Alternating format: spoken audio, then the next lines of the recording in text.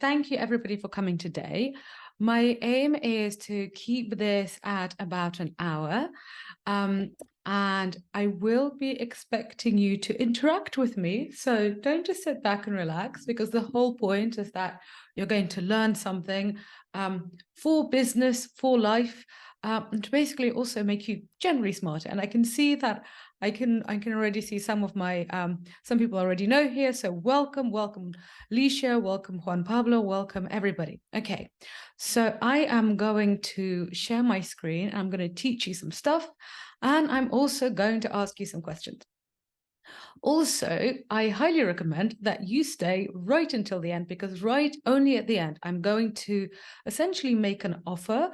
I'm going to make a bonus. I'm going to tell you about a bonus that is only going to be available basically during the session. So literally when the session stops in about an hour, that bonus is not going to be available anymore. So basically, and especially for those of you who've been following my work for a while, you will probably want it. Let's talk about one of my favorite clients, Musi. So his name is Musi Skasana. You'll hear more from him and about him a bit later on. But basically, he's a fund manager, and he's not just a fund manager. He actually is the CEO of a fund management company that he had created. So he used to work in banking before. That's how he got into finance, how he got into investing. And then he set up his own fund, which has been going for, I think, about 8 years. So he's a really successful dude. And we started working together last autumn. And when we started working together, essentially, he was saying, I want to expand my market share. I want to get more customers. And I want to reach more people. I want more people to be able to manage their money with us. And so fast forward to today, literally his funds app has just released, and the first people are just starting to use it, which is really, really interesting. And also his business has changed dramatically, because his fund now it includes all the finance people, all the fund management people that he used to have. But he also now has a whole product team. He also has developers working for him. He has designers working for him. And so as a result, his outlook, he's now a digital leader, which he wasn't before. And if he would laugh if he saw the next slide, because it shows a pregnant lady. So as far as I know, Musi has not got anybody pregnant. So it's not about that. It's about the fact that he has managed to achieve all of this literally just in the space of 9 months. So I joked with him. I was like, look, there are some people who make babies in 9 months' time. They make people, and you've basically created a whole new fintech arm for your business. Okay, so you'll be hearing more about him, because his story is going to be one of the 3 stories that I share with you today to share some design thinking lessons. So who is the session for? So obviously, if you are, oh, hang on, what are we doing here? I clicked on the wrong thing. By the way, can everybody hear me? I'm just curious, because I can't see. Richard, you have raised your hand. Okay, awesome. Yeah, I was just worried I couldn't see anything else. So for the people who are raising your hands and who've got questions, love your questions, but keep them until the end, because if I start answering your questions now, I will never get to actually teach you the thing that I would like to teach you. Okay. Okay. So this class is for people who are innovators. So maybe you are a founder, or maybe you run a business and you want to add a tech component to it, like Musi. Maybe you work in a really large corporate, because one of our examples is going to be about one of the largest corporates. So this is really important for corporate executives, and also for people who are maybe thinking of making some sort of change, career change, in 2023. So basically, if you're ambitious, you're smart, you're in the right place. My aim for you is my aim is for you to know these things at the end. So what is design thinking? Why it's different to traditional strategy. And I think this is going to be important for many of you, because I think a lot of you, from what I know of who's on here, a lot of you understand traditional strategy really well, but you need more. And then how to use design thinking for career and venture growth. Okay, so my background is kind of like Musi's. So I used to work in a private equity firm. And like this is not from where, like this photo is not exactly from where I worked, but I just found it online. I literally Googled private equity office and I got this. And to be honest, it looked like that. We had like lots of bald dudes, and we had like, I think there was like me and this other girl, and it was pretty much like this. So very, very serious. And I used to work in this private equity business. And also, what was important in a private equity business is that everything had to be perfect. So, and it, you know, for those of you who don't know, this is not a finance class. Basically, private equity businesses, they buy assets, and then the aim is to sell that asset on for more. That asset can be a company, it can be a building, basically it can be a thing. Anyway, so I was an analyst at the time, and so like we would have to make these forecasts of what we thought an asset would be worth, how we would manage it, and make all of these plans. And like I literally used to sleep under my desk doing all of this. And the thing is, in a traditional business, especially a traditional business that's basically kind of hard to get into, in private equity and hedge funds, they're really hard to get into, perfection and planning, they are super, super important. So I came from this world where perfection and planning were like the number one thing. And from what I know of the people here, because I know a lot of you are University of Chicago people, or people with, you know, MBAs from the top schools, like you are also in these environments, and that's the kind of environment that Musi came from. Okay. But then what happened was, well, I got my MBA from Chicago Booth, as I just mentioned. And when I was at Chicago Booth, I decided to start a tech company. And basically, I transitioned myself into tech, raised some money, hired developers. And all of a sudden, I was catapulted into this very different world. And I realized that in this different world, perfection and planning and all this like love for spreadsheets that I was kind of professionally brought up with, it doesn't exist. And instead, what we had was all of this stuff. So there was design thinking, there was lean user experience, there was agile development, then there was growth hacking. And it was all like this. Basically, when people tried to teach me, they would give me this thing and I'd be like, I do not understand what you want me to do. And I remember at some point, I was like, okay, I'm going to write a business plan. So I wrote like a 40-page business plan, which is a total waste of time. And in it, I tried to create a product plan for our app that was going to be like a product plan for the next several years. And literally, like, I spoke to a tech investor, they were like, what are you doing? Stop this. This is ridiculous. You don't need to do that. This is not how it works, because I had no idea how it works. And then thankfully, I got rescued. So one of the early investors in my company, this retail tech company, he basically said, look, there is this company you need to go and you need to hire, and they're basically the best user experience designers. They're the best experts in also in design thinking. They're real intellectuals, they're real creatives. They are the best people basically that money can buy. And I was like, well, I don't have any money.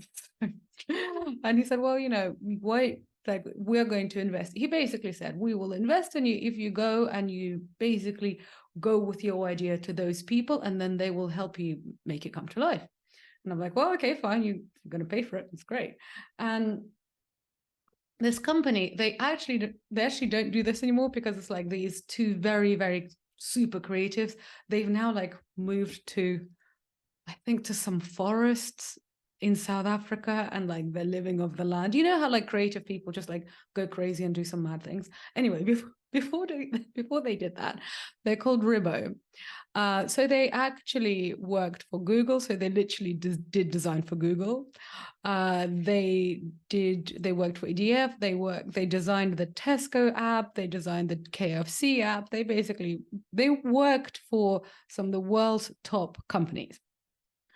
And me. And so I literally had to like convince them. I basically had to pitch them to work with me. And then they took me on. And this is me in our first ever design sprint. I had no idea what design sprints were. I had no idea what design thinking was. But I was very excited. And as you can see, also slightly unwashed, I think, in this photo, because we'd been in the basement for ages. Anyway, so when they showed me how they think, it was completely different. It was very experimental. It was very much like, let's try things, let's experiment, let's interview people, let's do a bunch of tests, and then let's see what works. And then let's run a bunch of small experiments as cheaply as possible to then create something, and only move kind of incrementally. And definitely we do not plan. If we plan anything, we plan in maximum 2-week increments. And for me, coming from the private equity world, where you're planning with your spreadsheets 5 years down the line, this, like you can see, like there was no spreadsheet inside. This was like a whole new universe. Anyway, so I learned design thinking literally from the best. So this was the first prototype that we came up with, which was like basically that horrendous like thing that I'd show you. It turned into something beautiful, but long story that was ages ago. I think that was like 10 years ago now. Anyway, fast forward to now. I shut that company down during COVID. COVID totally killed our use case. Started Non-Techies. Since then, I have been teaching at places like London Business School. This is where I'm teaching there. Writing for the Harvard Business Review. These are some of the clients I've worked with. Basically helping business professionals succeed in the tech world, either through corporate programs or through individual programs. Anyway, so and essentially I've been teaching the stuff that I learned on my journey and keep on learning from my clients. So today, you might be thinking, okay, is design thinking really for me? Since I'm not like Musi, I'm not going to start a company. And also, Sophia, your experience was entrepreneurial. So do I really is this for me? Well, so basically, the guy who really codified design thinking, his name is Bill Burnett, and he teaches at Stanford. And this is a direct quote from his book, which is like the handbook to design thinking. He says, you can design your work life as an employee or a business owner. Design thinking is for people like you, whether you receive the paycheck or sign the paycheck. So wherever you are on this, basically you need to learn this stuff. Okay, but before we continue, let's think about you. Tell me about some of the things that you want to achieve before 2023 finishes. So just write into the chat box. Like, do you want to get promoted? Do you want to, I don't know, join an advisory board of a startup? Do you want to finally launch a company? So we've got somebody saying promotion. What do you want to maybe switch careers? Is there something that you want to try? Oh, thank you, Mark, for raising your hand before I see what I gave. Victoria says career pivot and a new job in a different field.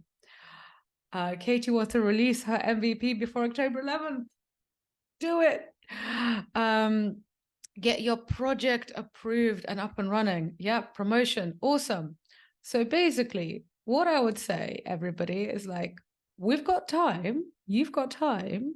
Because it's, oh, Katie, hey, yes, I'm totally into you. I'm totally into your project. Katie and I have worked together at Bristol University. And anyway, so what I want you to know is that all of this is totally possible because December is still a while away, but you have to get on with it like now.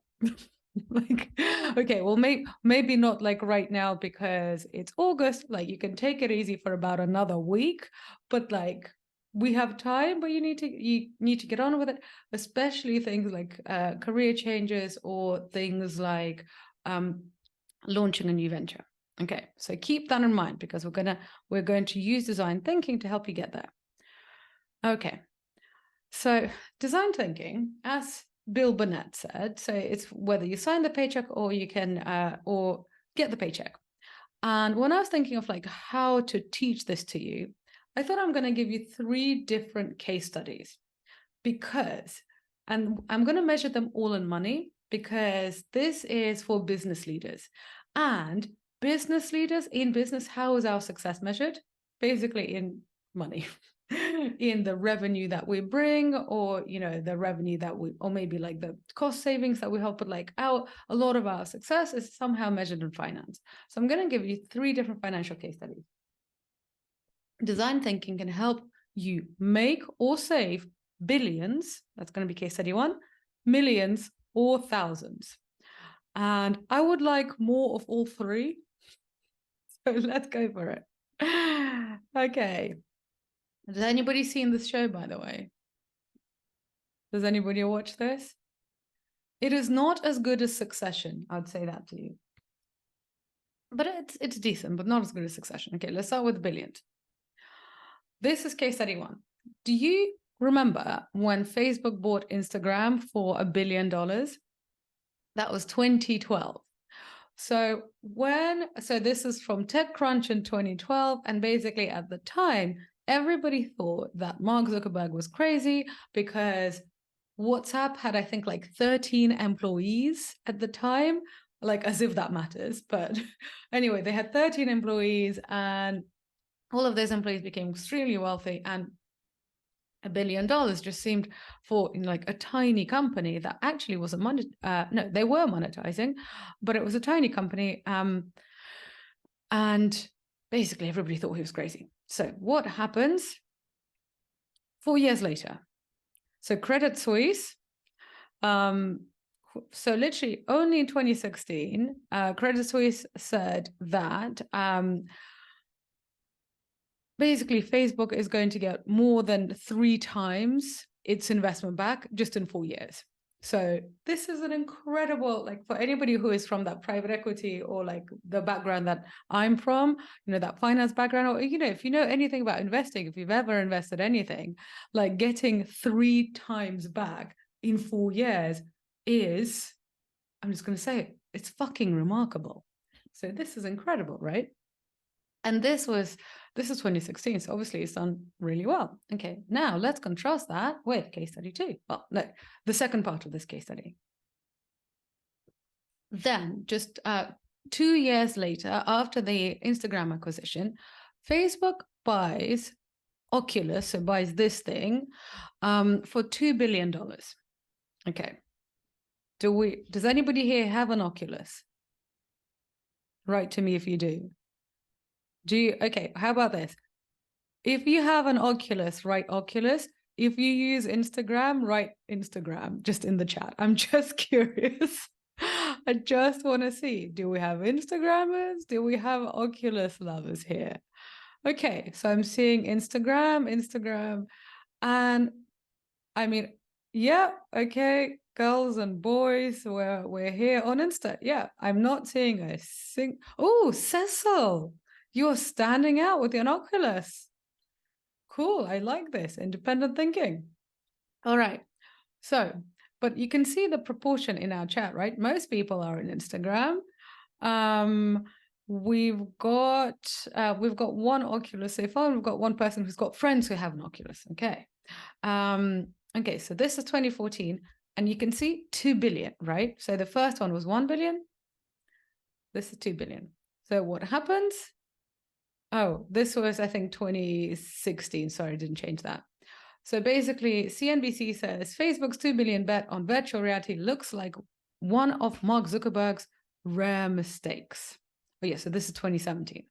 So basically, 2017, things are not going well. Oh, Hannah, you've got both. You're a unicorn. Awesome. You have contributed to Facebook revenues. Okay. Then 2023, this is literally a news story from this year. So basically what happened was that Oculus was absorbed into the bit of Facebook, now Meta, into a bit called Reality Labs. And Reality Labs is basically where Meta runs its metaverse project. And so basically because they thought Oculus was going to be part of this whole metaverse situation, and it's basically been a $21 billion loss. It's quite a lot of money. So if one is going up, the other one's going down. This is what's happening. What does this have to do with design thinking? I'm going to show you. Okay. So for those of you who, who've gone to business school or who work and maybe in I don't know, investing, finance, management, consulting, you will know about traditional strategy. You will know about the Porter's five forces. And basically, it goes something like this. A company would think, like maybe they'll get McKinsey to think, what are our competitive threats? Then what's our biggest opportunity for exponential growth or for growth? And especially in the tech world, especially now with, digital transformation, a company will think, what will upcoming advancements in technology allow us to do? So right now, a lot of companies are thinking, okay, 5G, what does 5G mean for us? There's a lot of stuff happening in the Internet of Things as a result. So essentially, this is kind of like what the people at the top of Facebook would have thought about Oculus and probably about Instagram. Okay, so now let's look at design thinking. Design thinking asks, well, what problems do our users have? Users can be customers. So what problems do our users have? How are they solving those problems? And also why? Why are they bothering to solve that problem? Because, we've all got problems that we're not solving. Like I have many problems that I can't be bothered to solve. So what does this say to you about design thinking? So contrast one and the other. Think about this. Okay.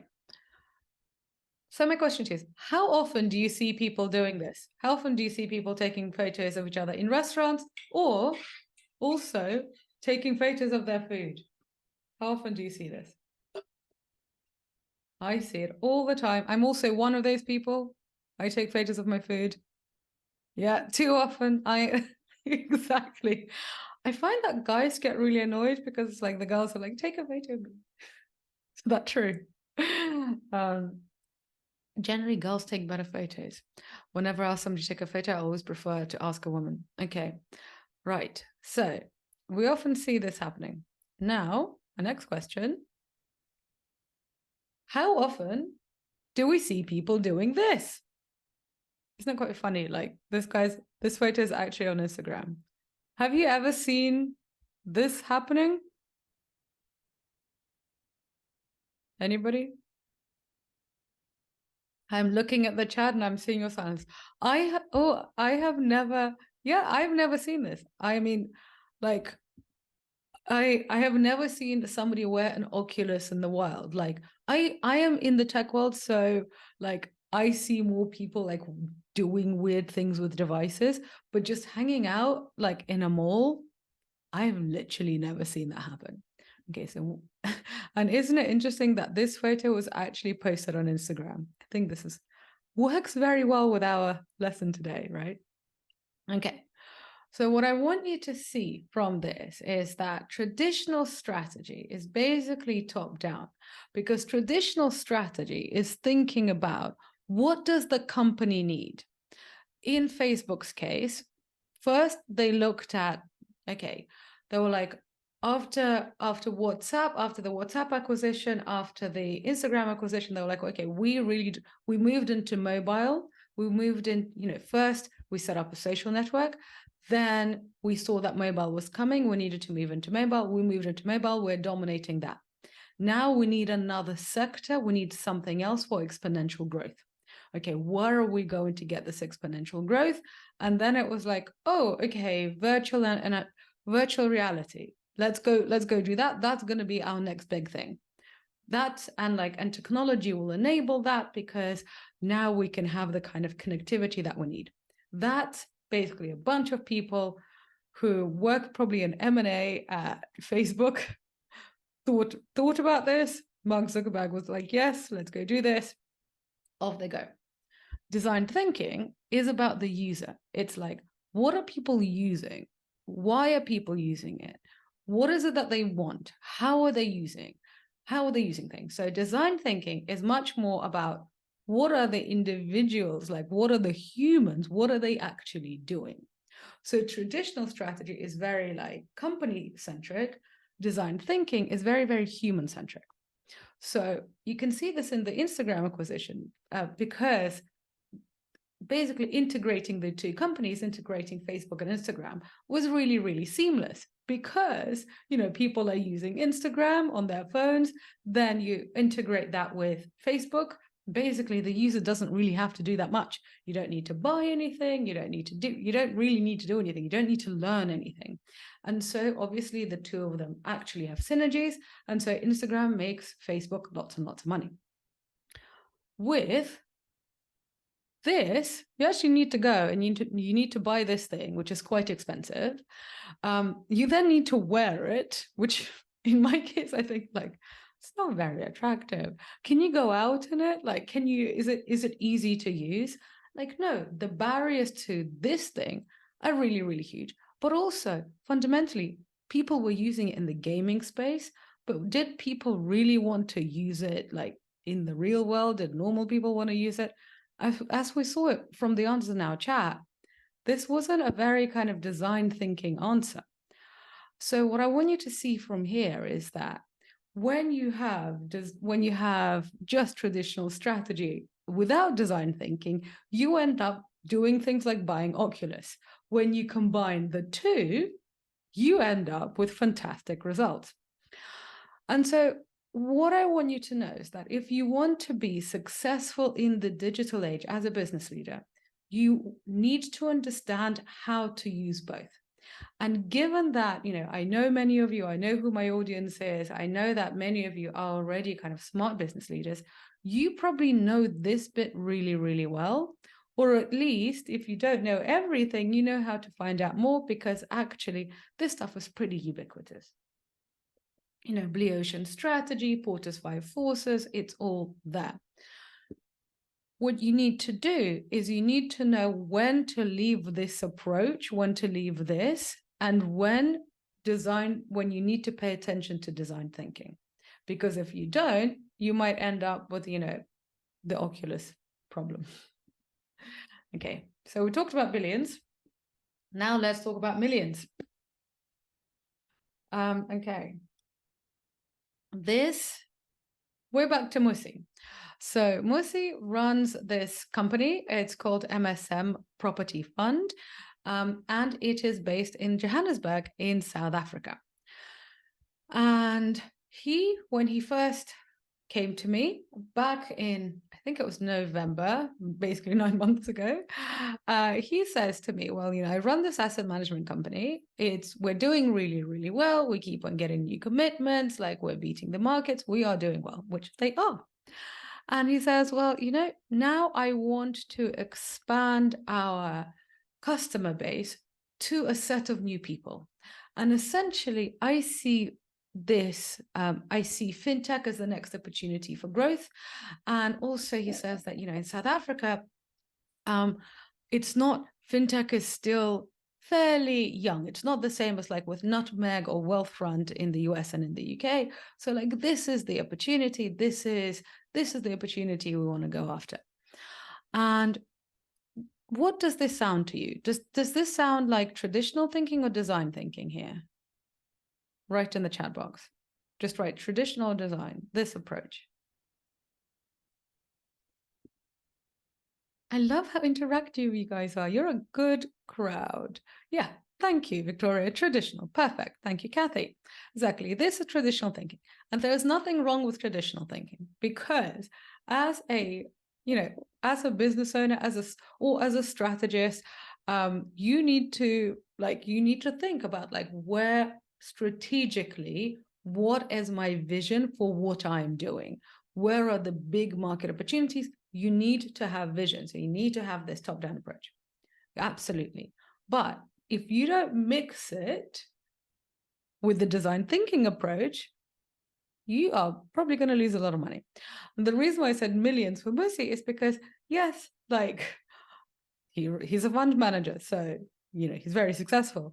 But he's not yet a billionaire, working on it. So this is why if he only followed a traditional strategy, essentially, I think he would have been basically, capable of losing or definitely not making millions.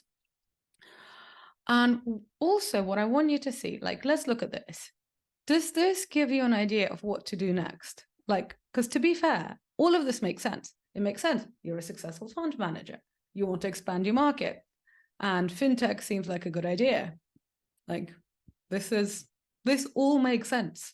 But does it tell you what to do next? No. And also, how does it feel when you're like, this is the opportunity, we want to do a fintech thing? I mean, to me, it feels very overwhelming. I looked for a picture that signifies overwhelm, and I got this lady. So it's very, very overwhelming when you only just have this top-down approach, because it literally is like, okay, does this mean I now need to hire McKinsey and spend millions in some sort of market study? I mean, you could, but there is a cheaper, simpler, and more fun way to do it. So basically, I went back to my Ribo training. Remember, I told you, like when I was in when I met those wonderful creatives, and I was like, okay, no, let's apply design thinking to this problem. And so we used design thinking, and we went from the bottom up. So we found out, well, what was on your target users' minds? Like, do they actually want to invest? Do they want to save? Like, what are their thoughts about it?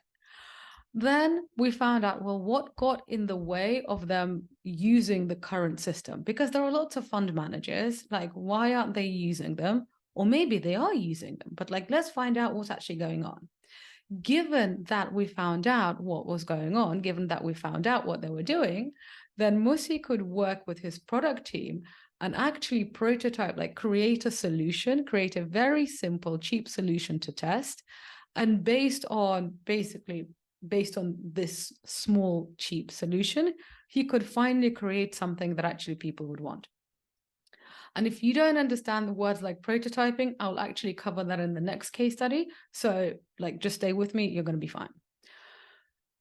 And what I also want you to see from this is that the design thinking approach is one step at a time. It's kind of slow and steady wins the race. Because when you're doing this kind of big top-down strategy stuff, it's very much like, okay, analyze the market. Like, well, that's a big thing to do. Like, what am I supposed to do? Whereas when it's just interview 10 people about how they're solving the problem today, you could do that. Like, I could give you this task today. You could go and do that. And then you could come back to me tomorrow with results, and we would know what to do next. This is why I find that the design thinking approach, it basically makes you move faster. And this is why I wanted to teach this to you at this point in the year, that I bet you that on some things, you've like done really, really well. On some other things, you're like, okay, I really want 2023 to be a great year, but I'm a bit behind on something.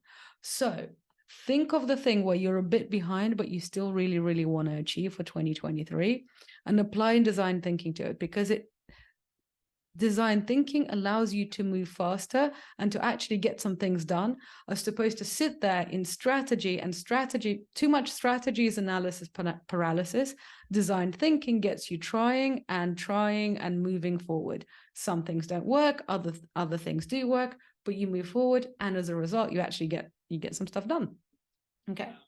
Oh, this is Musi. Can you? Why don't we start again? Sorry. I never thought I'd be at this stage so quickly. I thought it was going to take long. I thought I was going to have to learn how to code. I was not going to understand the fundamentals of the industry. But the fact that now we're already going through testing and we're about to launch and we've got clients and we're already working on it is really like, it really blew my mind. And thanks to Tech for Non-Techies, because it made it seem like, okay, fine, it's not for individuals who've done computer science. It's actually approachable for everyone, and you can access it yourself.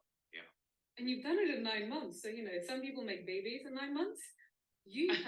Okay, so you've already heard that joke. I'm just going to move on. So basically, this is Musi. And I'm wearing the same dress, incidentally. Okay. So what I wanted you to see from those two examples so far is that we've got one example of applying design thinking at a massive corporate strategy level, where you need to basically understand what it is that users, what are people actually doing, analyze user behavior, understand what people are doing. Go bottom up, mix bottom up with top down. The second lesson of design thinking that I wanted you to learn from Musi's lesson is that when you just start with traditional thinking, you get overwhelmed and you don't do anything because you end up in research mode and in analysis paralysis. And you keep on thinking, oh, okay, there are these 3 options. I don't know which one to take. How many of you have been in a situation when you've got like 3 different paths that you're considering and you're sitting there thinking about which path to take, and as a result, you're not taking any of them? Has that ever happened to you? I mean, that has definitely happened to me. And you sit there basically trying to be like, should I do this? Should I do that? Should I do that? If this is where you are in August and you want to get some stuff done by December 2023, you've got to use design thinking to basically just try one thing and move forward. Try one thing and move forward. Okay, now we've done the billions, we've done the millions, and I'm going to show you the thousands. So this one is about me. So I love New York. I really love the city. I think it's fabulous. It's like one of my favorite places in the world. It completely energizes me. And also, very luckily for me, the Tech for Non-Techies audience for the podcast and for social media, it is growing much faster in the US than everywhere else. Like that is a huge growth market. And also, I've noticed that in terms of our clients, there seems to be a concentration of clients based in New York. So out of all, we've got clients based all over the US, but New York, that's where they're concentrated. And I think that happens because, smart New Yorkers basically recommend Tech for Non-Techies to each other. And then there's kind of this organic growth. So I was thinking like for ages, honestly, I'm thinking, I love New York. My business is growing there. So as a smart business person, I need to have some sort of presence in New York. I need to probably move there, start an office and all of this. And what did I do? This is how I was thinking. I was thinking, well, my business and audience are growing fastest in the US, in New York specifically. I need to have some sort of presence in the US. So, okay, what do I need to do? I need to hire some sort of immigration lawyer. I need to hire some lawyers to move, the company, which is a UK entity, into the US. I need to set up an office. Then I need to navigate New York real estate and rent an apartment, which means I need to either sell my London apartment or rent it out. Anyway, so I gave myself this whole list of all the things I needed to do. And then you know what I did? I sat there and I felt very sorry for myself. Because this is what happens, when there is a big thing that you kind of want to do, maybe that you need to do, and then you actually think about all the things that you need to do, and then you're like, oh yes, it's really difficult. So what do? You switch on Netflix. Tell me, please, that I'm not the only one who has ever done this. Basically procrastinating. And then I thought, hang on a second. I'm going to apply. Is somebody going to admit that you've done this? Thank you very much. So basically, I thought, no, I'm not going to do this. I am going to apply design thinking to solve this problem because I am better than this. I'm better than procrastinating in front of Netflix. So I thought, okay, how would a designer solve this? And this is what a designer would do. Essentially, because obviously this is overwhelming. So what would a designer do? A designer would prototype the solution. A prototype in design format, when you're thinking of actually making a product, a prototype is basically it's a sample. It's like a cheap and easy to make sample. So let's say, I wanted to make a prototype of this bottle. This is a Chili's bottle. Chili's bottles are made out of really nice material with all of this design. I would if I just wanted to prototype this shape, I would just make it out of some cheap plastic. Or if I was to make an app, for example, an app prototype is literally just a bunch of basically kind of interact screens that are just pictures. So literally just kind of like a PowerPoint document stitched together. So literally there is no code and you don't need to hire developers to make a prototype. So a prototype is basically something that you can do easily and cheaply to see if something works. So I thought, okay, I'm going to prototype my solution. I'm going to move to New York from London for 3 months. And I'm also going to kind of set myself some tasks. I'm going to set myself some metrics for what am I looking for? Like, I'm not just moving for like 3 months to just have a good time. I want to see what happens. So I literally had some metrics like, is my business going to grow faster or slower? What's going to happen to my audience? What's going to happen to referrals? Like, I literally just had a bunch of metrics that I wanted to see. But also another metric was like, am I actually enjoying myself? Because, you know, it's always kind of fun to go somewhere knowing that you can leave, but like, is it possible? And this solution was really easy because as a UK citizen, I didn't need to get a visa. I didn't need to, you know, I didn't need to rent out my apartment forever. Like, I subletted my apartment and in London, and I subletted somebody else's in New York. So it was actually very, very simple. I did not need to get any lawyers involved because I was not setting up any kind of entities. And this was another thing that I was testing. Like, do I actually need to set up an expensive legal entity, or like, is it still going to work kind of if I spend a lot of time there? And so I prototyped the solution, and you know what? As a result, I came up with something new to try, because I used to think that, oh my God, I either have to live in New York or I have to live in London. And this was like this binary thing. And now I'm saying that actually that's not necessarily the case. I can spend 3 months in New York, then 2 months in London, then 3 months in New York, and off again. And so this is the new solution that I'm going to prototype. The new solution I'm going to prototype is probably spending about 6 months of the year in New York and the rest of the time in Europe, London or the south of France, which is where I normally am in the summers. So what I want you to see from this example is that when we have like a big life plan or a big thing that we want to change, like changing jobs or changing where we live, we can basically sit there and think about all the things that we need to do and get overwhelmed and feel bad and not do them. So what actually gets you out of that, and it's kind of similar to the analysis paralysis that you can get stuck with traditional strategy.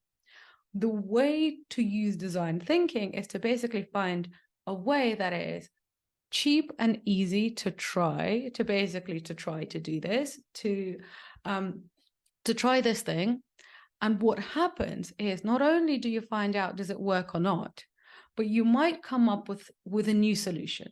Like, I thought I was testing, do I live in London or New York? And then I came up with the idea of I can live in London and New York. Is it possible? I don't know. But I'm going to use the rest of 2023 and the first half of 2024 to find out. I'm running another test. So what tests do you want to run in your life so you can make 2023 absolutely fantastic? Okay. So I want you to I want to sum up here that today we covered design thinking in 3 different scenarios. So 1 in corporate strategy and M&A. So for all of you who are investors, corporate execs, you need this stuff, even if you're not doing anything to do with product design. We also covered it in new product development and market entry, which was basically Musi going from traditional fund management and expanding into fintech. And then the last example that I gave you, I think we can all understand this, which is basically life design, business expansion, but also life design. So Eric, I will answer questions right at the end, but please do keep on putting your questions in there so I can carry on doing that. So just I won't delve deep right now, Eric, but what I want you to know is that the design thinking process, depending on how you look at it, it has either 4 steps or 5 steps. So I've shared you a couple of examples, but we just don't have the time to go through the entire process. So the entire process is something that I'm actually going to teach in September, and I'll tell you about that a bit later. But one of the core concepts is that you're always thinking from the user's point of view. So yes, you're always thinking about the user's point of view, but working backwards. To me, it sounds like you're kind of trying to apply traditional strategy to design thinking, which is okay, working it backwards. Design thinking is much more co-creating with users. But anyway, it's a 5-stage process. And interviewing users and understanding what they want is basically stage 1. Prototyping, I think, is stage 3 or 4. Okay. Now, we are back to Bill Burnett's quote because I wanted you to remember this, because I want you to see how those examples that we went through today, they show that you can design your work life as an employee or a business owner. This is relevant for you if you're working in investment banking at M&A. It is also relevant for you if you are thinking, okay, I really, really want to get into a new field. I want to change career. How am I doing it? It works everywhere. This is why I think it is magical. This is why I really wanted to teach this to you, because I think it's great. I mean, I used it to go to New York this year. It was fabulous. So I invite you again to think about, what are some of the things that you want to achieve before this year ends? Like, I would say pick 1 or 2 things, and then basically just remind yourself that you can use design thinking to achieve these things. If it's to do with product design, you'll need to focus on users and that side of the equation. If you want to think about life design and life changes, you'll need to probably apply prototyping and testing, that side of the equation. Okay. But what I want you to know, what I want to ask you is that, like, after you have learned these examples and you've seen these case studies, well, first of all, would any of you like to be my next case study? Would you like to be in Mussy's place? And also, how do you feel now? Like, do you feel that design thinking is something that you understand a bit more? And do you feel that you could apply to it to basically create more opportunities for yourself? Let me know. Does the world feel more open?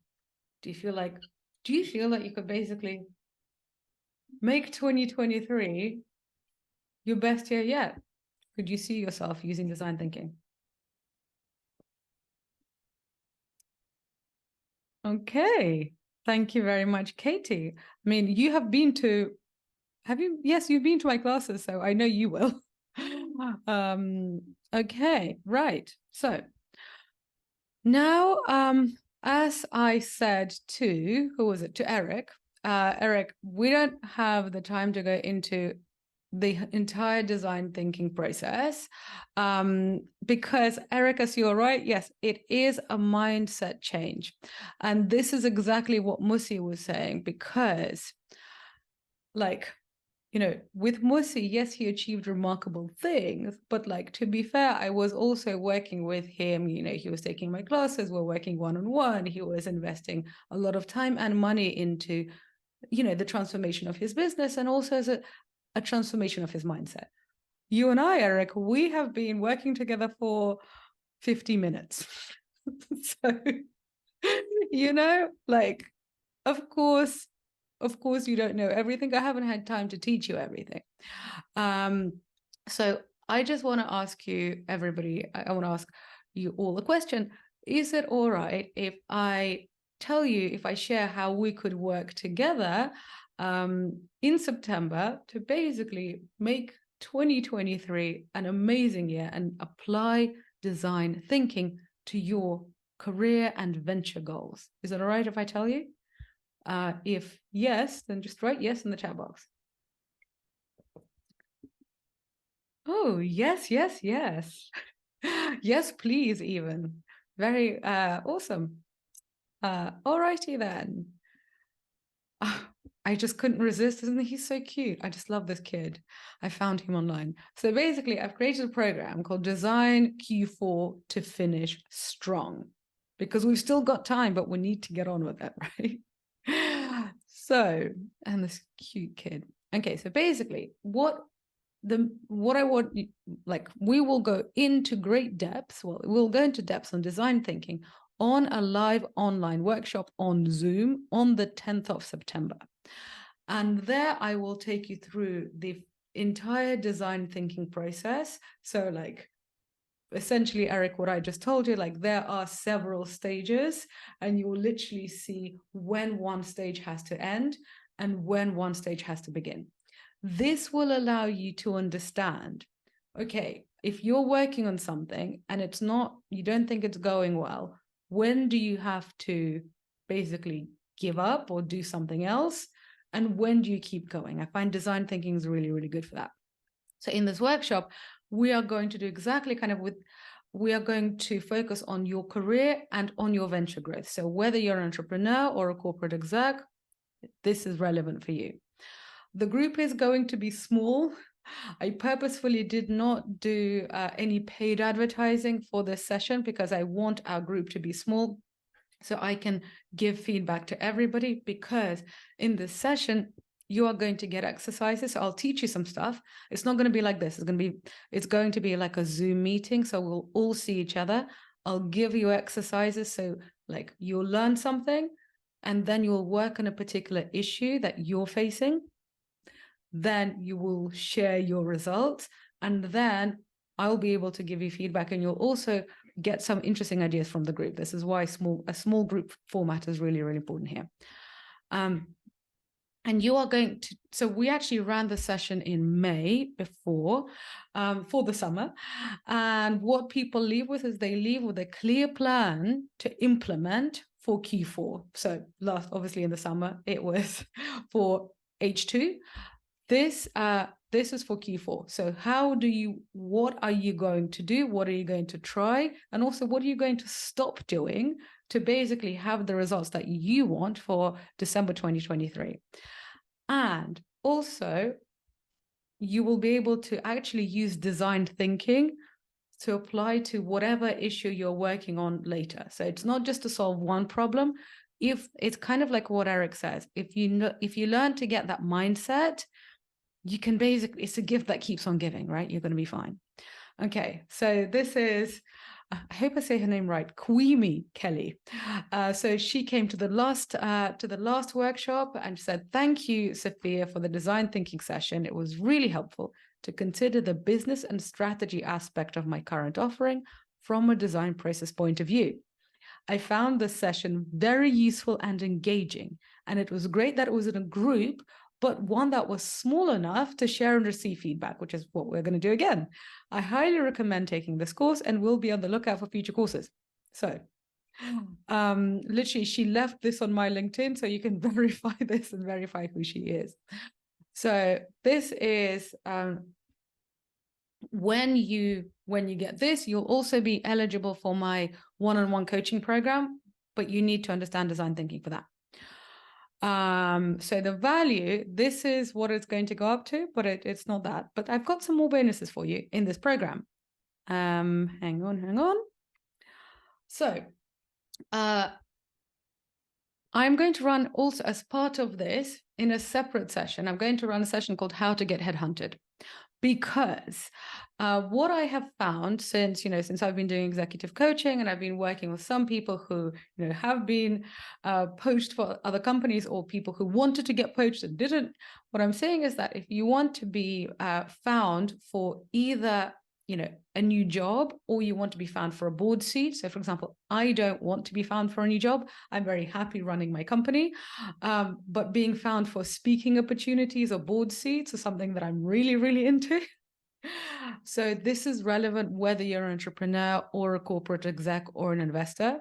Basically, if you want to be found for something really juicy at a senior level, you have to be found. You're not going to apply. It's not the same as what we were doing when we came out of college. So in this session, How to Get Headhunted, we will cover what you need to do to stand out on LinkedIn. So what you need to do to basically get the algorithm to pick you up, and also to make sure that people's eyes are drawn to you. But also, it's not just a LinkedIn optimizing session. I will tell you generally what I have seen work for me and for my clients, because in order for you to get found, you have to be in the right places. Those places are places on the internet. Those places are publications. Those places are different communities. You need to get involved with the right initiatives so you get spotted for those juicy opportunities. And this is how I did it myself. So I just want you to see. So obviously, this is not me, because I'm not a Greek man with a beard on a good day. Okay, so I basically partnered with the UK government. My company, Non-Techies, partnered with the UK government, the Department for Digital Media Culture. Anyway, too long. This is the UK government department. Um, and what's interesting here is that, the UK government, well, they're quite old. And, despite Brexit, they are still quite powerful. I mean, the British Empire, like, the sun used to never set on the British Empire. And, for my American audience, you guys had a whole war of independence. So, like, the British government is a big and important thing, and it's very, very old. Tech for Non-Techies, on the other hand, is 3 years old. And yet, here we are basically collaborating and working together as equals, and working together with the British government on this initiative in the Midlands in the UK. It basically catapulted my business and my career into a whole different level. You might have seen that a couple of weeks ago, I was asked to write a memo for Rishi Sunak. Anyway, so it has opened doors in a way that you would not believe. And this wouldn't have been possible unless I actually learned, like I literally took classes on how to change my profile to get found on LinkedIn. And then I kept on trying this and trying this out in order for me to be found. Because for things like this, you do not pitch, you need to get found. But once you do get found, amazing things happen. Okay, so that's bonus one. Also, if you can't attend the How to Get Headhunted class, that's fine. You're going to get a recording. What I want you to know that the workshop you have to attend live on the 10th of September because it's going to be very, very, very interactive. This you can get if you come to the live class, it's better. If you don't, you can get the recording, and you'll also get a checklist that you can carry on using. Because if you do the things that I'm going to teach you, your LinkedIn profile is going to keep on changing because you're going to keep on adding new stuff to it, right? So you always want to have this checklist. Okay. And finally, I have a bonus, and this is the bonus I promised you. It's only for people who basically sign up to the program when we're on the webinar, because I like people who take action, because we already talked about procrastination. Procrastination does not lead to a good life. And also, we are in August. If we want 2023 to be the year, we need to get on with it, right? So what you're going to get is, if you sign up literally during when we are live now, is you're going to get a one-on-one coaching session, just me and you. So not a webinar, there'll be just me and you on it. So 100% focus on your issue. It's going to be 30 minutes long. To make the most of this session, you'll fill out an onboarding form. So basically we can just get straight into it straight away. And also then I can give you some follow-up materials and some basically useful things that you can do. And basically one-on-one coaching sessions with me now cost $600 an hour, and you will get this free. So this is a good thing. And this is somebody who actually recently had a session with me, and he said, this is Edima. Again, you can verify it on LinkedIn. You can see who he is. He left it on my LinkedIn profile, said, this session did not just help me refine my passion. It also helped me make sense of the thoughts in my head. For me, the session was more than just helping me position myself. It was a moment of clarity. So I loved doing it. Does it include a drink? Benjamin, if you are buying, it includes a drink. So listen. So basically, this is what you're going to get. You're going to get the workshop on the 10th of September. It is going to be online, so sign in from anywhere. You're going to get the How to Get Headhunted class plus a recording. You're going to get the LinkedIn profile checklist. And only when we're live, you're going to get this one-on-one session with me. And if Ben buys all the drinks, then we're also going to get free drinks. So are you buying the drinks? Okay, that I don't know. It's a smiley winky face. God knows. Anyway, so basically the total value of this package is just over $1,000. And I want you to think about what's the difference between a cost and an investment. This is an investment. This is not just something that you eat and then it disappears. This is a gift that will keep on feeding you. My aim is forever, because I learned design thinking probably about 9 years ago now. And it's, I'm still using it to make decisions like, do I move to New York? And so just think about what's the cost of missing out on this, because, well, I mean, I can tell you the cost of missing out on this is that you won't you won't get to know this stuff. And then that means that it's more likely that you're not going to move towards your aims at the same speed as you would otherwise. So if you really want to move towards your aims in a really speedy and efficient fashion, I would highly recommend that you do this.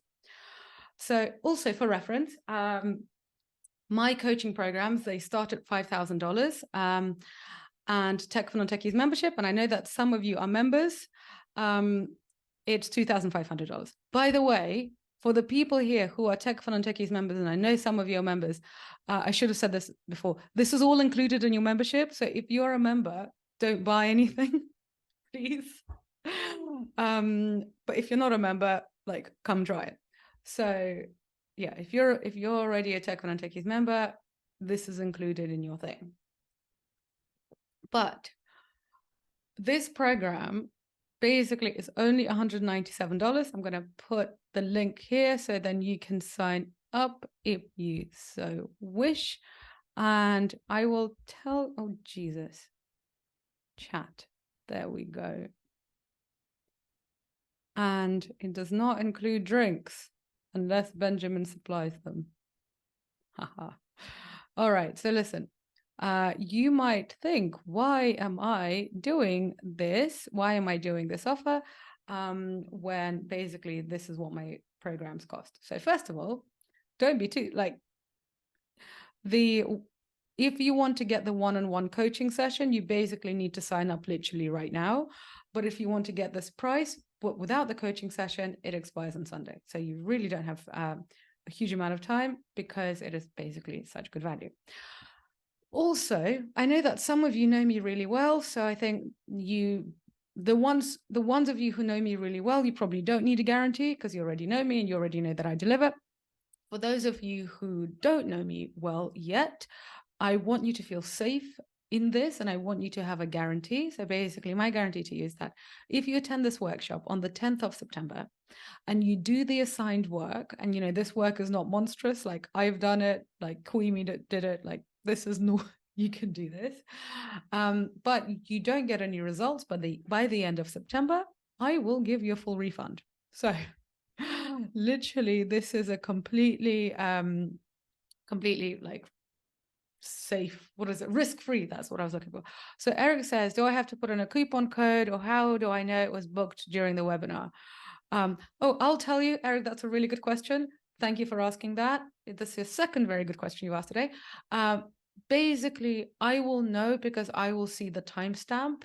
So either you'll basically, the way you pay, I will be able to tell when it comes through. So if you do it basically when we're still on the webinar, which is like now-ish, I will know that you are eligible for the one-on-one session. If you do it after we finish, and the timestamp is basically after we finish, then you won't get the session.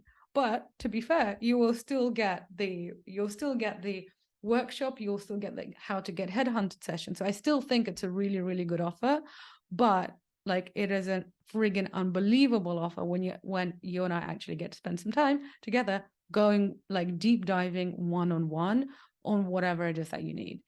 And also, if this is what you do, it will make the design thinking session just so much better for you. Like, you'll get so much more ROI if I know exactly what it is that you're concerned about, what you want to do, then I can tailor that session to you.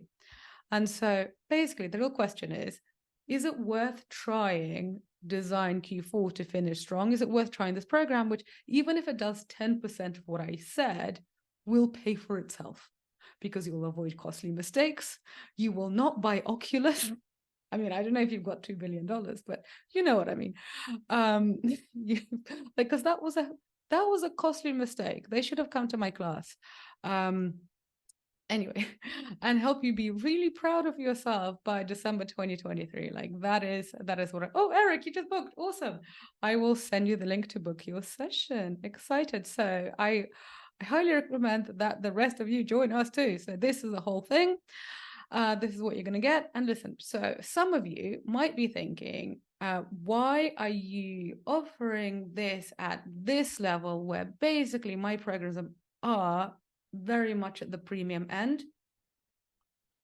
And also you see the kind of clients that I work with, which is like literally people who are running their own fund management businesses. So, you know, if we're working at that level, obviously the Tech One and Techies offering and everything that I do, it is a premium offering. And I will tell you why I'm doing this, because if you understand my reasons, you will know, like, you won't be freaked out. So I sometimes, quite rarely, but sometimes I do some sort of session in a small group, or I do kind of these 30-minute one-on-ones. Basically, I do this is the first time I've offered this precise thing, but I do things that are not at the price that I usually work on, because I want you guys to try it. Because this has actually happened. There are some people who like follow my podcast, they read my newsletters, and then they are happy to join Tech for Non-Techies, or they want to do the coaching program. They want to do that straight away. That is one type of Tech for Non-Techies member. That's one type of client. I have also seen, and this is design thinking literally in action, I have also seen that there are some people who they can totally afford it. They've actually got the problems that I could help them solve, but they are a bit nervous about, you know, spending $5,000 when they haven't had one-on-one interactions with me, when I haven't yet helped them solve a particular problem. When they think, okay, well, you know, I like the podcast, but what is it like? Maybe she doesn't like me. Maybe we won't get on. And so there are those people. And for those people, like if you find yourself in that camp, this is a really good way to basically try a small part of the Tech for Non-Techies offering. Try this. Worst case scenario, like, I mean, if it's a complete failure, I'll refund you. I mean, my aim is for it not to be a complete failure, but like the risk, if it's a complete failure, there is no risk to you. If it's not a complete failure, but you just didn't really enjoy it, then the cost is very, very low. And my aim is for you to try this and to think, actually, this is helpful. We really do get on. Okay, now I will seriously consider the Tech for Non-Techies offering, either for my company or for me. So this is why I'm doing this. This is an opportunity for you to try a very, very premium offering at a price that basically is like the cost of a night out, basically, honestly. Okay, so Leisha is somebody I play tennis with. So yes, basically any for tennis people. Leisha asks, hi, if we are not available for the workshop on the 10th, but want to get involved, will you make the exercises available as part of the package? So what I would say to you here is, if you possibly can come to the workshop, that is 100% better. But if you book and life happens, because I know life happens and you can't make it, what we are going to do is you are going to get part of the recording. So I'm not going to record other people's exercises because, you know, privacy. Like if Eric is sharing his goals and we're all kind of helping him and like he's getting feedback from me, Eric probably is not going to want that to be like recorded and seen by people whom he doesn't know. This is why that bit is not going to be recorded. The bit that I will record for you is basically the teaching bit and also the exercises. So you can go through it by yourself. Yeah. Oh, you'll be on a plane. Yeah. So basically the way we will do it, Leisha, is that you'll still be able to learn you will get the exercises. But what I would suggest for you is that for basically, if you want to come to the workshop, but you can't, I would suggest do the learning bit first and then book your one-on-one with me. Because what I want you to do is I would want you to go through the exercises, learn the design thinking process, and then send me your exercises, and I'll be able to ahead of our one-on-one, and then we can actually like use our one-on-one to make sure that you understood everything correctly and that you then have a plan to move forward. Does that make sense?